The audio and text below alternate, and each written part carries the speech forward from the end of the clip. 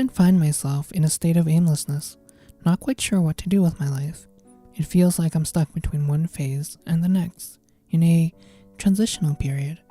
I spend my time reading, drawing, and lately I've been drawn to watching streamers play video games. One popular YouTuber, Contrapoints, frequently plays video games that explore liminal spaces. These are often indie games that create a sense of open, undefined environments that don't belong to any particular space. A liminal space is typically described as a transitional space, like an airport or a hotel. It's a place that exists between where you've come from and where you're going. But there's more to it than just physical space. Liminal spaces evoke a certain experience, a feeling. In recent years, the popularity of liminal spaces has grown, inspiring games, films, online communities, and video essays. And I believe the surge in interest is not a coincidence. Liminal spaces invite us to pause, reflect, and contemplate. While watching Contrapoints play these liminal video games, I started to realize what I was actually contemplating. Contrapoints' content embodies the essence of liminal spaces. I believe she is the most liminal YouTuber. Liminality is not just confined to physical spaces, it can also manifest in ways one experiences time and reality. Contrapoints blurs the boundaries between different genres and styles of content in her videos. She combines elements of comedy, drama, musical numbers, and philosophical discourse to create something new and unique. Her content occupies a new liminal space in between traditional forms of media. In her videos, Contrapoints frequently depicts characters moving through doors, but we never see where those doors lead to. It's an ambiguous space, a nebulous realm of Contrapoints characters. Additionally, she employs transitions that resemble watching a TV, creating a contextual shift for her viewers. We become immersed in the world of Contrapoints, existing in two layers of watching, the real world and the Contrapoints world of the unusual and opulent. It's a state of transition, a place of liminality. Watching a streamer can also evoke a sense of liminality, even though they are not physically present with us. Their presence is felt. We can watch old recordings of moments that no longer exist. This liminality is not through physical space, but through time. In a way, the past haunts the future. Let's talk about time itself, or more specifically, how we relate to time. Mark Fisher, in his book, Ghosts of My Life, Writings on Depression, Ontology, and Lost Futures, delves into the concept of ontology and how the ghosts of the past continue to shape our present society. Fisher argues that our perception of time is deeply intertwined with the cultural artifacts of each era. Films, music, and art define specific periods in our society. In the past, we would create new content that became symbols of that era. However, our current culture has developed a habit of constantly revisiting the past instead of making new content. This phenomenon is fueled by nostalgia, offering comfort and familiarity in an uncertain, late-stage capitalist world. This recycling of past cultural elements is not just driven by sentimentality, it also has significant capitalist motivations. The marketing and consumption of nostalgic content generates profits by capitalizing on established fan bases by regurgitating the past over and over. This perpetual cycle flattens our sense of time, making it harder to distinguish one moment in history from the next. The endless recycling of past narratives hinders the emergence of new ideas and cultural progress. It has effectively, in a cultural sense, stopped the future. Our society finds itself trapped in a perpetual loop, suspended in a liminal space between the past and a future that we stopped trying to imagine. This collective experience raises questions about the future we should have lived, but didn't. We are haunted by an unrealized future. We feel that something is not right.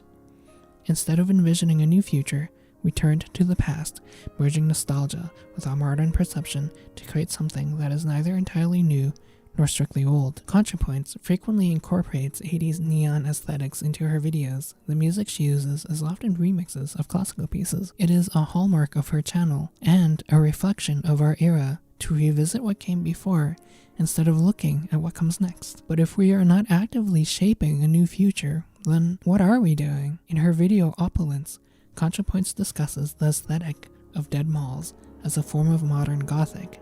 These failing malls, like old Victorian castles, represent a different time.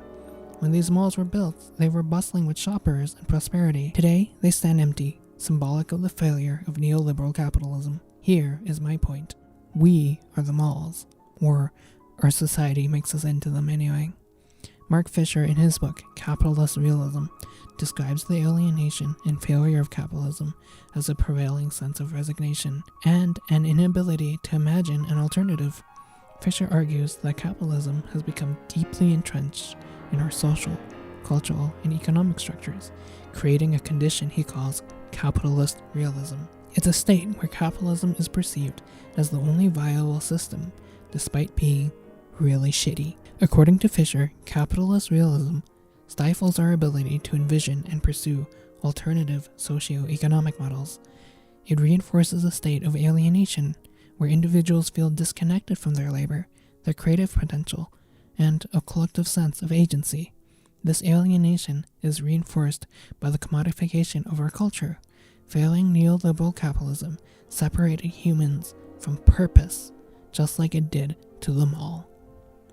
Fisher argues that the neoliberal ideology underlying capitalism emphasizes individualism, competition, and profit-seeking at the cost of inequality and our mental health. Capitalism fails because it cannot give us an alternative. It can't even begin to imagine one. The term anomie refers to a state of societal or personal unrest, disconnection, or normlessness. Coined by French sociologist Émile Durkheim, anomie describes a condition where individuals or society experiences a breakdown or weakening of social norms and values. In our society, this can manifest as people being left behind by capitalism, being unable to afford homes, start families, or participate in indulgent consumerism as previous generations could. In an anomie-ridden society, individuals may feel alienated, confused, or disillusioned, often coming from a weakened sense of collective purpose.